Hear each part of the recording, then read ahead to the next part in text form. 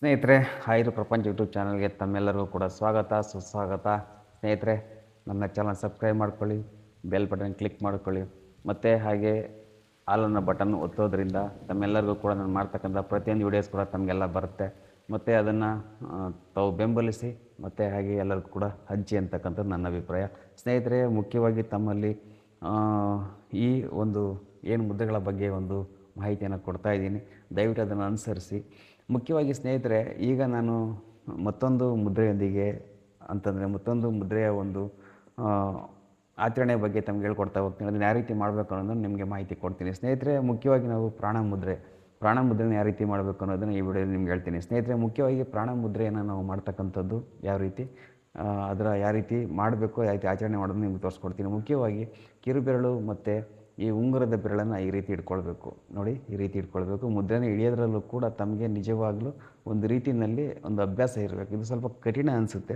ಈ ರೀತಿ ಇಟ್ಕೊಳ್ಬೇಕು. ಇಟ್ಕೊಂಡು ಮಾಮೂಲಿ ನೀವೇನು ತೊಡೆಯ ಮೇಲೆ ಇಟ್ಟು ಅಭ್ಯಾಸವನ್ನು ಮಾಡ್ತೀರಿ, ಎರಡು ಕೈನಲ್ಲೂ ಕೂಡ ನೀವು ಅಭ್ಯಾಸವನ್ನು ಇಟ್ಕೊಂಡು ಅಭ್ಯಾಸ ಮಾಡ್ಬೋದು. ನಿಧಾನಗತಿಯಲ್ಲಿ ಈ ಅಭ್ಯಾಸವನ್ನು ಮಾಡೋದ್ರಿಂದ ನಿಮಗೆ ಮುಖ್ಯವಾಗಿ ಏನೇನು ಲಾಭಗಳಾಗುತ್ತೆ ಅಂತಂದರೆ, ಮುಖ್ಯವಾಗಿ ನೀರಡಿಕೆ ಕಡಿಮೆ ಆಗುತ್ತೆ. ಅಂತಂದರೆ ಬಾಯಾರಿಕೆ ಆಗ್ತಕ್ಕಂಥದ್ದನ್ನು ಅವಾಯ್ಡ್ ಮಾಡುತ್ತೆ, ಮತ್ತು ಹಸಿವನ್ನು ನಿಯಂತ್ರಣ ಮಾಡುತ್ತೆ.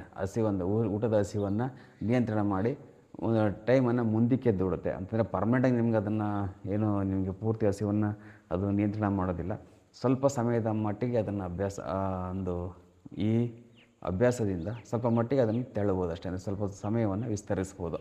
ಯಾಕೆಂತಂದರೆ ಮೊದಲು ಆದರೆ ಯೋಗಿಗಳು ಗಾಳಿಯನ್ನು ಸೇವಿಸಿ ಅದನ್ನು ಆಹಾರವಾಗಿ ಪರಿವರ್ತಿಸ್ಕೊಂಡು ಅದನ್ನು ಆಸ್ವಾದ ಮಾಡಿ ಅವರು ಒಂದು ರೀತಿ ಧ್ಯಾನವನ್ನು ಮಾಡ್ತಿದ್ರು. ಆದರೆ ಈಗಿನ ಕಾಲದಲ್ಲಿ ಅಸಾಧ್ಯ. ಆ ಉದ್ದೇಶದಿಂದ ನಾವು ಮಾಡಬೇಕಾಗಿರೋದು ಒಂದು ಕೆಲಸ ಏನಂತಂದರೆ, ನಾವು ಈ ಮುದ್ರೆಯನ್ನು ಅಭ್ಯಾಸ ಮಾಡೋದ್ರಿಂದ ಅದಕ್ಕೆ ನಮಗೆ ಪ್ರಾಣಶಕ್ತಿ ವೃದ್ಧಿ ಆಗುತ್ತೆ ಅನ್ನೋದು ನಾವಿನ್ನು ಮುಖ್ಯವಾಗಿ ತಿಳ್ಕೊಳ್ಬೇಕು. ಮತ್ತು ಹೃದಯಕ್ಕೆ ಸಂಬಂಧಪಟ್ಟಂಥ ತೊಂದರೆಗಳು ಕೂಡ ಇದರಿಂದ ನಮಗೆ ಮುಕ್ತಿಯನ್ನು ಕೊಡ್ತವೆ. ಮತ್ತು ಹಾಗೆ ಮುಖ್ಯವಾಗಿ ನೀರಡಿಕೆ ಮತ್ತು ಈ ದೇಹದಲ್ಲಿ ಶಕ್ತಿ ಹೆಚ್ಚಾಗ್ತಕ್ಕಂಥದ್ದೇ ನಮ್ಮಲ್ಲಿ ಇರ್ತಕ್ಕಂಥ ಮೈಟೊಕಾಂಡ್ರಿಯದ ಶಕ್ತಿ ಕೂಡ ಇದರಿಂದ ವೃದ್ಧಿ ಆಗ್ತಾ ಹೋಗುತ್ತೆ.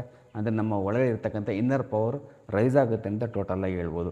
ಸ್ನೇಹಿತರೆ, ಮುಖ್ಯವಾಗಿ ನಾವು ಯಾವುದೇ ಮುದ್ರೆಗಳನ್ನು ನಾವು ಅನುಸರಿಸಬೇಕಾದ್ರೆ ನಾವು ಮಾಡಬೇಕಾಗಿರೋದು ಮುಖ್ಯ ಕೆಲಸ ತಮಗೆ ಗೊತ್ತಿದೆ.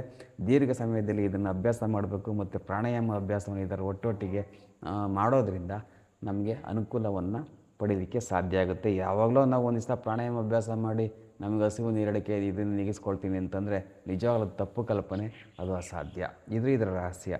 ಯಾವುದೇ ಮುದ್ರೆಗಳನ್ನು ನೀವು ಸಾಧನೆ ಮಾಡಬೇಕಾದ್ರೆ ಬಹಳ ಹೊತ್ತು ಪ್ರಾಣಾಯಾಮ, ಧ್ಯಾನ, ಯೋಗದ ಅಭ್ಯಾಸವಿದ್ದರೆ ಮಾತ್ರ ಇದು ಸಾಧ್ಯ ಆಗುತ್ತೆ.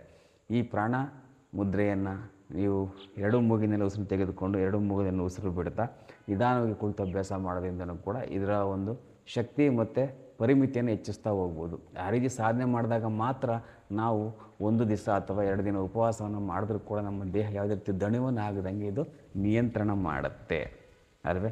ಹಾಗಂತ ಊಟನೇ ಬೇಡ, ನೀವು ಇದನ್ನೇ ಮಾಡ್ಕೊಂಡು ಕೂತ್ಕೊಳ್ಳಿ ಅಂತಂದರೆ ನಿಜವಾಗ್ಲೂ ಅದು ತಪ್ಪು ಮಾಹಿತಿ ಆಗುತ್ತೆ. ನಿಮಗೂ ಕೂಡ ಅದು ಫಲಿಸೋದಿಲ್ಲ. ಯಾಕೆ ಅಂತಂದರೆ ನಾವು ಇವಾಗ ಇರ್ತಕ್ಕಂಥದ್ದು ಈ ಆಧುನಿಕ ಈ ಜೀವ ಜಗತ್ತಿನಲ್ಲಿ ನಾವು ತಿಂತಕ್ಕಂಥ ಆಹಾರ ಪೌಷ್ಟಿಕತೆಯೂ ಇಲ್ಲ, ಪೋಷಕಾಂಶಗಳಂತೂ ಮೊದಲೇ ಇಲ್ಲ, ಎಲ್ಲ ವಿಷಯುಕ್ತವಾಗೇ ಇದೆ. ಆ ಉದ್ದೇಶದಿಂದ ತಮ್ಗೆ ಹೇಳ್ತಕ್ಕಂಥದ್ದು ಒಂದೇ ವಿಚಾರ, ತಾವು ಬದಲಾಗಬೇಕಾದ್ರೆ ಮುಖ್ಯವಾಗಿ ಪ್ರಾಣಾಯಾಮದ ಮೇಲೆ ನಿಯಂತ್ರಣ ಸಾಧನೆ ಮಾಡ್ಕೊಳ್ಳಿ. ನಾವು ತಿಂತಕ್ಕಂಥ ಆಹಾರವನ್ನು ಬದಲಾವಣೆ ಮಾಡ್ಕೊಳ್ಳಿ, ಮತ್ತು ನಾವಿರ್ತಕ್ಕಂಥ ಪರಿಸರವನ್ನು ಕೂಡ ನಾವು ಬದಲಾಯಿಸ್ಕೊಳ್ಬೋದು. ಅದನ್ನು ನೀವು ಆಯ್ಕೆ ಮಾಡ್ತಕ್ಕಂಥ ಜಾಗನೂ ಕೂಡ ಉತ್ತಮವಾಗಿರಲಿ ಅನ್ನೋದು ನನ್ನ ಅಭಿಪ್ರಾಯ. ಸ್ನೇಹಿತರೆ, ಮುಖ್ಯವಾಗಿ ನಾವು ಯಾವುದೇ ರೀತಿ ಒಂದು ಅಭ್ಯಾಸವನ್ನು ಮಾಡಬೇಕಾದ್ರೆ ಅದ್ರ ಬಗ್ಗೆ ನಮಗೆ ನಂಬಿಕೆ ಇರಬೇಕು, ಆಚರಣೆ ಮಾಡೋಕ್ಕೆ ನಮಗೆ ಮನಸ್ಸಿರಬೇಕು. ಈ ಎರಡೂ ಇಲ್ಲ ಅಂತಂದರೆ ನಾವು ಏನೂ ಮಾಡಲಿಕ್ಕೆ ಸಾಧ್ಯವೇ ಇಲ್ಲ. ಆ ಉದ್ದೇಶದಿಂದ ತಮ್ಮಲ್ಲಿ ಮತ್ತೊಮ್ಮೆ ಕಳಕಳಿಯ ವಿನಂತಿ, ಅಭ್ಯಾಸವನ್ನು ದೀರ್ಘಕಾಲವಾಗಿ ಮಾಡಿ ಆರೋಗ್ಯವನ್ನು ಪಡ್ಕೊಳ್ಳಿ.